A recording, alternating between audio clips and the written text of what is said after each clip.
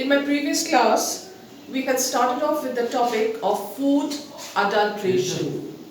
In continuation with that today, we will look into the food laws which have been made by the government to safeguard or to protect the consumer or the buyer. So in India, we have Food Safety and Standard Authority of India, which has set certain standards for different food products, and this will help to check food adulteration in the country. So what did I say? I said Food Safety and Standard Authority of India has taken certain steps to control food adulteration in the country, and these steps is meant to give the consumer good health and longevity of life. So some of the important standard marks are FPO, Fruit Product Order, AgMark, agricultural marketing, that is those goods which we get from the agricultural sector like cooking oil, ghee, etc. must have AgMark on it to certify that it is a standard product. ISI, Indian Standard Institute.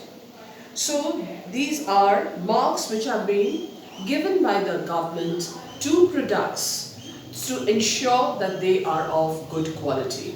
Because if the products fail to meet the standards of the government, then and is of poor quality, then these products will not be given the above mentioned marks.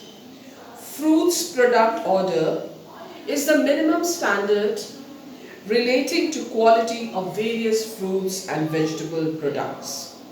So it gives directions regarding packaging, labeling and marketing. So the manufacturer, the producer has to follow the rules if he or she is selling jams, jellies, pickles, chutneys, baked beans, tinned corn, tinned fruits, etc. So to have the FPO mark, they must maintain a certain standard which has been laid down by the government. We move on to the second mark, AgMark. AgMark is again a standard mark given to agricultural products on the basis of production, variety, size, shape, weight, color, moisture content, etc. And of course the chemical characteristics.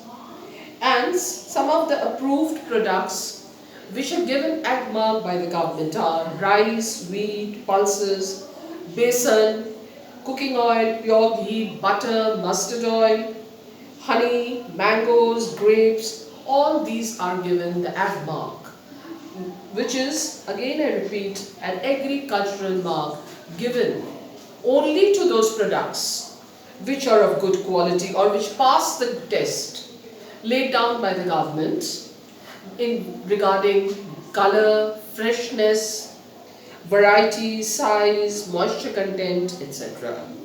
AgMark foods on food products are of quality product, and the person who buys it, the consumer who buys it, knows that he is not being cheated. He is getting a pure product and not an adulterated one.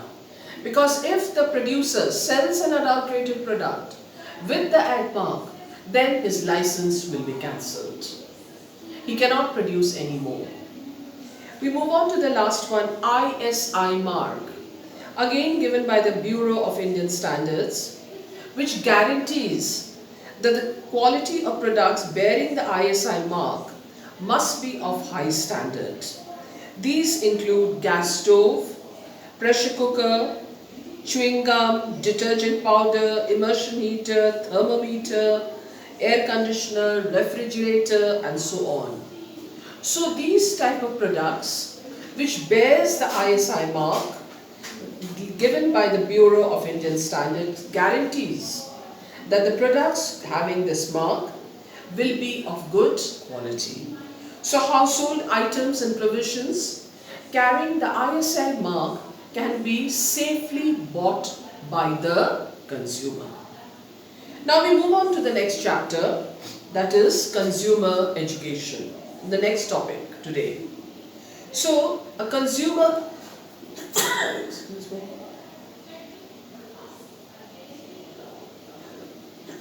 Excuse me.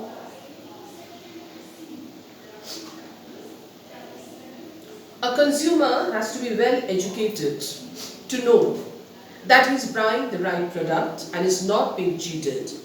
So for this reason, the buyer or the consumer must be careful, but there are times when he faces a lot of problems.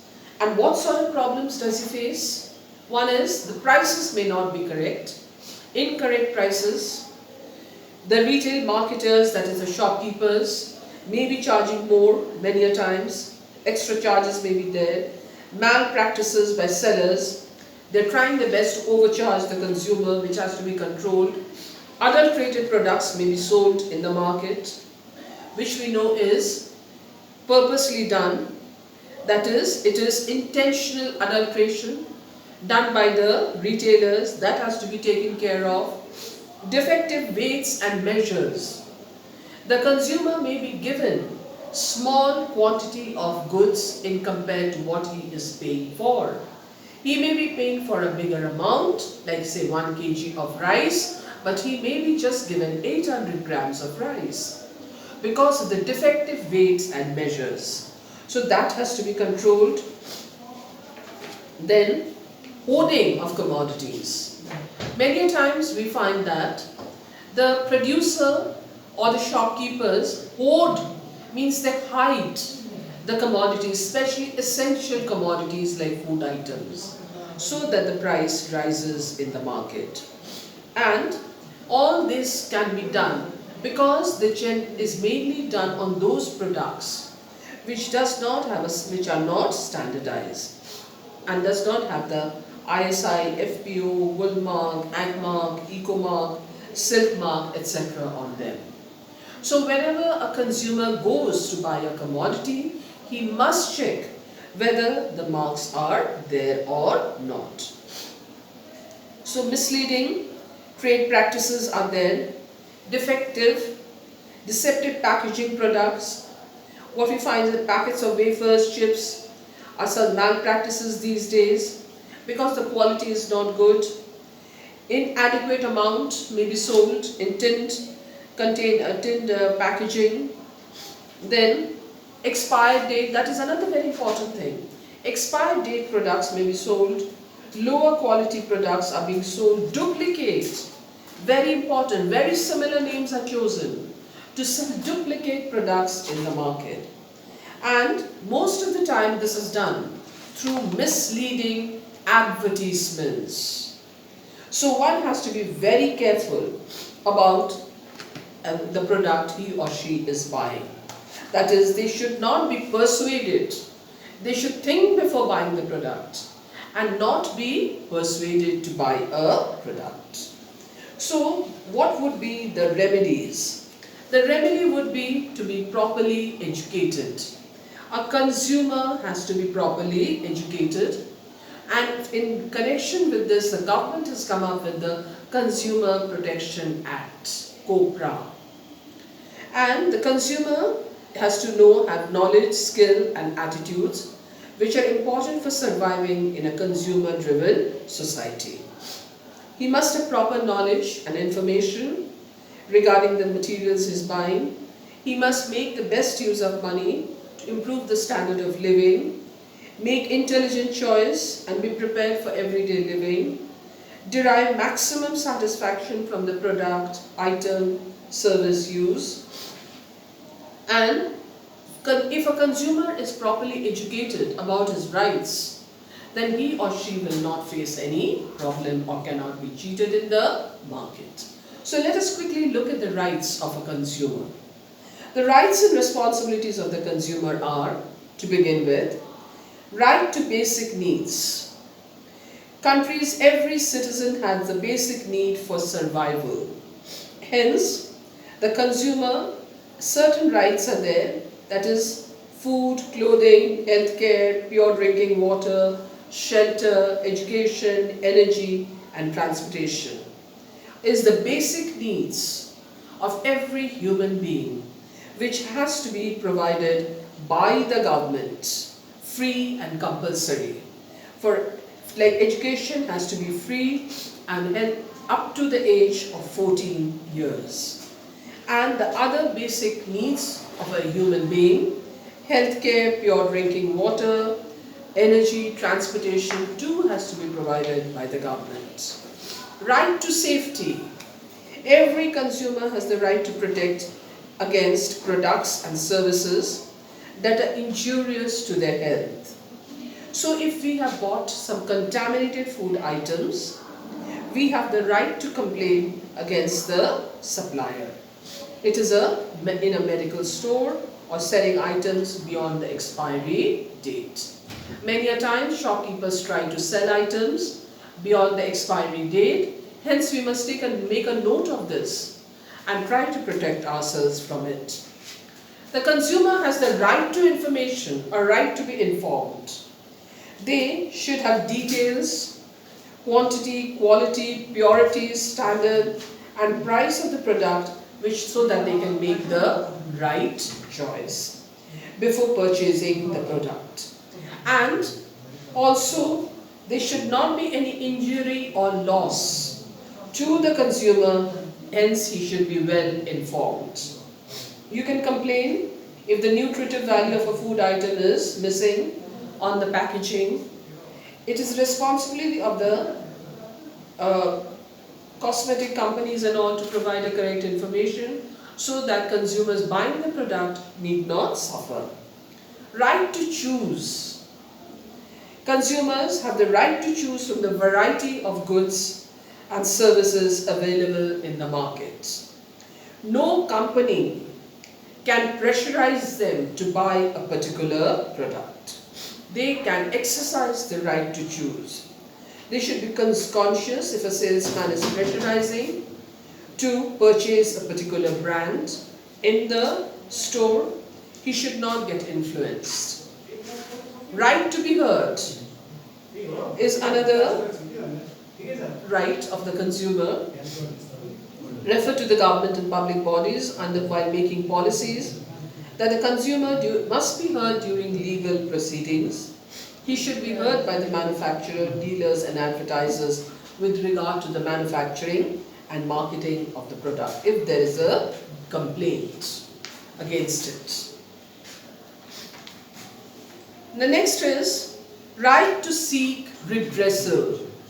Every consumer has the right to put up his grievance in the court. There's a special consumer forum and here he can put up his problems regarding the product, if it is unsafe, high price, poor quality, poor customer care service, etc. Then he has a right to consumer education.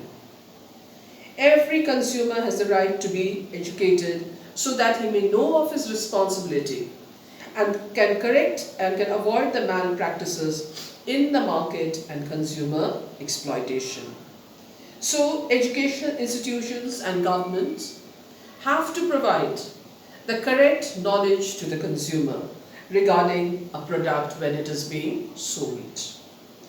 Right to healthy environment. This again is a basic need of every consumer. A consumer has the right to environment for a good quality of life. Hence, life and nature has a balance on our lives. So the government has the right to say no to plastic bags and to protect the environment for every consumer. So these are the common rights of a consumer. So keeping in mind, we next move on to that how consumers are taken for a ride or how advertisements fool the consumer. So what is an advertisement? It means by which manufacturers trying to communicate, or producers or the person making the commodity tries to communicate to the buyer and tries his best to sell his product, persuades or tries his best to sell his product. But if an advertisement is genuine, it's no problem. But many times we find that advertisements are not correct, such as glowing skin in a week, false claims like sales guarantee, incomplete information such as discount offers on items, etc. However, on visiting the store, discount is only for selected product.